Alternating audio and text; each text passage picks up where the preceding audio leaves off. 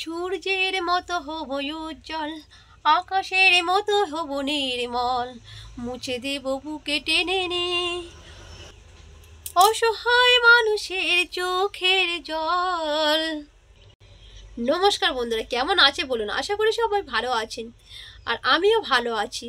আজ এমন একটা ভিডিও আনতে চলেছি আপনাদের সামনে, যেটা সত্যি সূর্যের মতন কি কিছু উজ্জ্বল আছে, না আকাশের মতো নির্মল আছে? কিছুই নেই। এখন সব কিছু ভেজাল, কোনো কিছু উজ্জ্বল নেই, কোনো কিছু নির্মল নেই। এর জন্য দায়ী কারা? দায়ী কি শুধু সরকার? সবাই সরকারকে দোষ। সরকার নিজেদের কি কোনো দোষ নেই?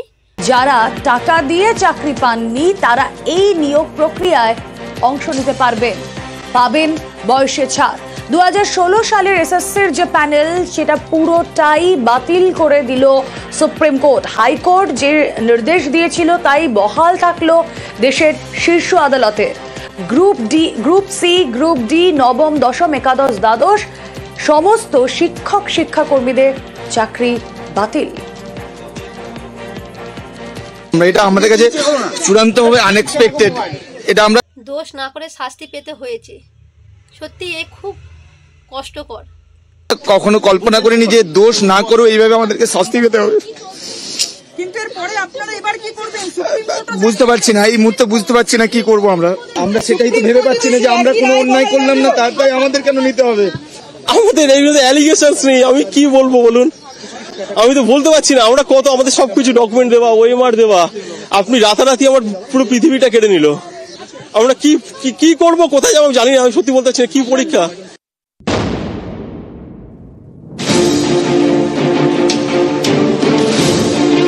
চাল এবং কাঁকড় আলাদা করা গেল না। কারা যোগ্য আর কারা অযোগ্য তার তালিকা দিতে পারল না সিবিআই, তাই সকলেরই চাকরি বাতিল। চাল ও কাঁকড় এক জায়গায় থাকলে অবশ্যই বাছাই করা যায়। যেটা কাঁকড় তাকে ফেলে দিতে হয় আর চালকে সাথে নিতে হয়। কিন্তু সরকার কি জানে না এর মধ্যে কারা ঘুষ দিয়েছে আর কারা ঘুষ দেয়নি?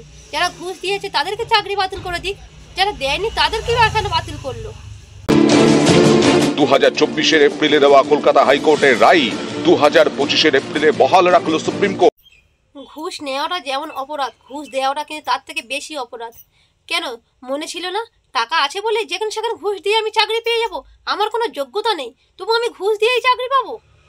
তাদের রায় অনুযায়ী 2016 এসএসসির পুরো প্যানেলই বাতিল। চাকরি গেল নবম দশমের 13,056 শিক্ষকের, একাদশ দ্বাদশের 5,757 শিক্ষকের, 2,484 জন গ্রুপ সি কর্মীর এবং 4,547 গ্রুপ ডি কর্মীর। এই যে এত লোকের চাকরি বাতিল হয়ে গেল, যারা ঘুষ দিয়েছে তাদের কিন্তু কষ্ট হবে না অতটা। কেন? তারা যেন আমরা ঘুষ দিয়ে চাকরি পেয়েছি। আর যারা পড়াশোনা করে, দিন রাত পড়াশোনা করে খেটে চাকরিটা পেয়েছে, তাদের খুব কষ্ট। তাদের পায়ের তলা থেকে মাটিটা সরে গেল, হয়ে গেল। বৃহস্পতিবার রায় ঘোষণা করে সুপ্রিম কোর্টের প্রধান বিচারপতি সঞ্জীব খান্না এবং বিচারপতি সঞ্জয় কুমারের বেঞ্চ। রায়ে সুপ্রিম কোর্ট বলেছে, কলকাতা হাইকোর্টের রায় বদলের মতো কোনো কারণ খুঁজে পাওয়া যায়নি। চাকরি বাতিলের যে রায় কলকাতা হাইকোর্ট দিয়েছিল সেটাই বহাল থাকছে। বেআইনিভাবে যারা চাকরি পেয়েছেন তাদের বেতনও ফেরত দিতে হবে। 2024 কলকাতা হাইকোর্ট তার রায়ে বলেছিল, বেআইনি চাকরি প্রাপকদের 12% সুদে বেতন ফেরত দিতে হবে। সকলের একটা ধারণা ছিল যে হয়তো সুপ্রিম কোর্ট একটা মানবিকতার কারণে বা একটু মার্সিফুল হয়ে বেতন ফেরতের অর্ডারটা হয়তো রিকনসিডার করতে পারেন, কিন্তু সেই অর্ডারটাও সুপ্রিম কোর্ট আজ আফেল করেছেন। ওদেরকে বেতনের টাকাও ফেরত দিতে হবে। এদিন সুপ্রিম কোর্টের রায়ে বলা হয়েছে, জালিয়াতি করে চাকরি হয়েছে। চাকরি বাতিলের যে রায় কলকাতা হাইকোর্ট দিয়েছিল সেটা বদলানোর কোনো যৌক্তিকতা জালিয়াতিটা করেছে কারা? যারা বলেছে যে আমাদের 7 লাখ টাকা দাও, কেউ বলেছে 10 লাখ টাকা দাও, আমরা তোমার চাকরি দেবো, তাদের কি কোনো শাস্তি হবে না? যে পাওয়া যায়নি। কারা যোগ্য অযোগ্য সুপ্রিম কোর্ট বলেছে এত বড় প্যারামিটারের যেটা ডিসরাপশন বা ইলিগালিটিস হয়েছে, এটা দিস ইজ বিয়ন্ড রিপেয়ার। এটা কোনোভাবে রিপেয়ার করা সম্ভব নয়, কোনোভাবেই বাছাই সম্ভব নয়। তাই এন্টায়ার প্যানেলটাকে সুপ্রিম কোর্ট স্ট্রাক ডাউন করতে বাধ্য হলো। চাকরি পেয়েছেন তারা আবেদন করতে পারবেন না। রাজ্য সরকার চাইলে যে কোনো মুহূর্তে যে কোনো অ্যাপয়েন্টমেন্টের জন্য নোটিফিকেশন বের করতে পারে, তাতে সুপ্রিম কোর্টের কোনো অবজারভেশনেরও দরকার নেই। যারা টাকা দিয়ে চাকরি কেনেননি তাদেরও চাকরি গেল। সুপ্রিম কোর্টের রায় তাদের জন্য কিছুটা হলেও স্বস্তি। প্রথমত, বয়সের ছাড় পেয়ে ফের তারা পরীক্ষায় বসতে পারবেন। এত বছরের অভিজ্ঞতা তাদের চাকরি পাওয়ার দৌড়ে সাহায্য করবে। 2016 এসএসসির পরীক্ষা দিয়ে চাকরি পান 25,844 জন। চাকরিতে যোগ দেন 25,753 জন। এই 25,753 জনেরই চাকরি গেছে। একমাত্র মানবিকতার খাতিরে চাকরি রয়েছে ক্যান্সার রোগী সোমা দাসের। এছাড়া আগের সরকারি চাকরিতে ফিরবেন 425 জন, অর্থাৎ চাকরি বাতিল হলো 25,327 জনের। প্রেম রায়ে কেউ ভেঙে পড়লেন কান্নায়, সম্মানহানির আশঙ্কায় দিশেহারারা। চাকরি চলে গেছে, ওরা কান্নায় ভেঙে পড়বে না, তাই হাসতে হাসতে বাড়ি আসবে। ভবিষ্যৎ নিয়ে দুশ্চিন্তা তাদের। আমার এমন অনেক সহকর্মী রয়েছে যাদের অনেক লোন রয়েছে, যাদের ছোট ছোট বাচ্চা রয়েছে, যারা আজকে পথে বসে গেল। আবার আরেক দলের কাছে এটা সম্মান আদায় করাও। আজকে আমি একজন পিএইচডি হোল্ডার, এমফিল পিএইচডি করা রামকৃষ্ণ মিশনের ছাত্র। আজকে আমার সম্মানটা কোথায় গেল? আজকে আমি আমার পাড়ায় ঢুকতে পারবো না, সবাই বলবে দেখো চোর এসছে চোর এসছে। আমি তো, আমার কাছে চাকরি বাঁচানোটা কিন্তু সম্মান আদায়ের একটা লড়াই ছিল, সেই সম্মানটা আমি আজকে আদায় করতে পারলাম না। আমরা এবং আমার বন্ধুরা, আমার সহযোদ্ধারা সবাই আজকে সম্মান হারালাম। কোনো দুর্নীতির সাথে আমরা কোনোভাবেই জড়িত নেই। সিবিআই যে তালিকা জমা দিয়েছে সেখানে আমাদের কারোর নাম নেই। আমাদের ওএমআর শিটের কপি আমাদের আছে। আমরা জানি না, আমার হয়তো সুসাইড। উনি যে সুইসাইড করবে বলছে, যদি কিছু করে বসে এর জন্য দায়ী কারা, বা এর পরিবারের ভার কে নেবে? তবে আমার ছোট 3 বছরের বাচ্চা আছে, আমার পরিবার আছে। চাকরিহারাদের পাশে মুখ্যমন্ত্রী, মানসিক চাপ না নেওয়ার বার্তা, দ্রুত সমস্যা সমাধানের আশ্বাস দিয়েছেন তিনি। আমি সবাইকে আমার ভাই বোনেদের বলবো, তাহলে আর চিন্তা নেই, চাকরিহারার পাশে মুখ্যমন্ত্রী আছে। সবাই বাড়িতে গিয়ে ঘুমাও, কারো সুসাইডও করতে হবে না, আর কারো ঘরে বসে কাঁদিয়েও হবে না। যারা ডিপ্রাইভড হয়েছে মানসিক চাপ নেবেন না। যখন প্রসেস হবে আপনাদের তো সবাইকে অ্যাপ্লাই করতে বলেছে। মুখ্যমন্ত্রীর সাথে আমিও একমত, কেউ মানসিক চাপ নেবেন না, যেহেতু মুখ্যমন্ত্রী আছে তো পাশে, ভয় কি? আর আমরা চেষ্টা করব যাতে খুব তাড়াতাড়ি সমস্যার সমাধান হয়, যাতে আপনাদের মানসিক দুশ্চিন্তা না বাড়ে। যারা আপনারা আজকে বঞ্চিত হয়েছেন তাদের পাশে আমরা ছিলাম, আছি এবং থাকব। অনেকে আবার প্রশ্ন তুলছেন সিবিআই তদন্ত নিয়ে। হিয়ারিংটা এক সাবমিশন সিবিআই করেনি। তারা বলেছে সঞ্জয় বংশালের বাড়ি থেকে আমরা কিছু ওএমআর পেয়েছি, সমস্ত কিছু উদ্ধার করেছি।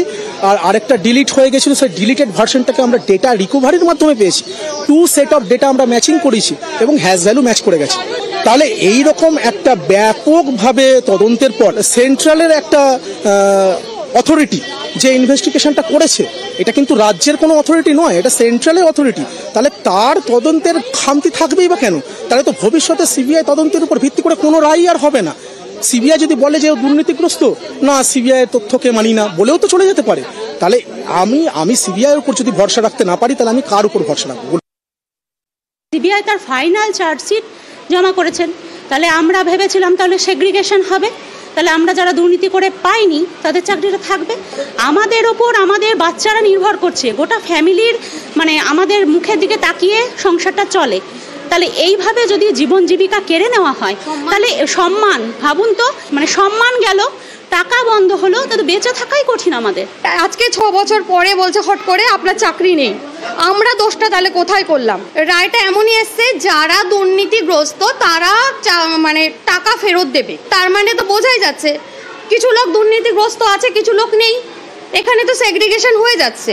তা সত্ত্বেও তাহলে আমাদের সবার চাকরি নিয়ে টানাটানি কেন হচ্ছে?